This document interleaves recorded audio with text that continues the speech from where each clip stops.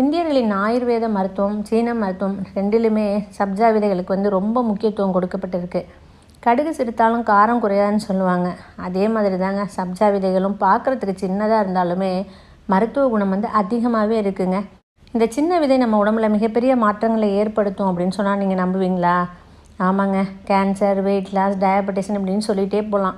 ஓகேங்க, இதில் இருக்கக்கூடிய நியூட்ரிஷனல் ஃபேக்ட்ஸ், ஊட்டச்சத்துக்கள் என்ன அப்படின்னு நம்ம தெரிஞ்சுக்கலாமா? பவர் ஹவுஸ் ஆஃப் மினரல்ஸ்னே சொல்லணுங்க. குறைவான கேலரிஸ், அதிகமான நார்ச்சத்து இருக்குது இந்த சப்ஜா சீட்ஸில். இதில் ஒமேகா 3 ஃபேட்டி ஆசிட் இருக்குது. Vitamin A, vitamin E, magnesium, phosphorus, iron, calcium, அத்தியாவசியமான விட்டமின்ஸும் மினரல்ஸும் நிறைந்த ஒரு சூப்பர் ஃபுட்டுன்னே சொல்லணுங்க. ஓகே, இதில் இருக்கக்கூடிய ஹெல்த் பெனிஃபிட்ஸ், ஆரோக்கிய நன்மைகள் என்ன அப்படின்னு நம்ம தெரிஞ்சுக்கலாங்க. வெயிட் மேனேஜ்மெண்ட், எடையை குறைப்பதற்கு உதவுதுங்க. எடை இழப்பு மற்றும் தொப்பை கொழுப்பை குறைக்க உதவுது. இரத்த சர்க்கரை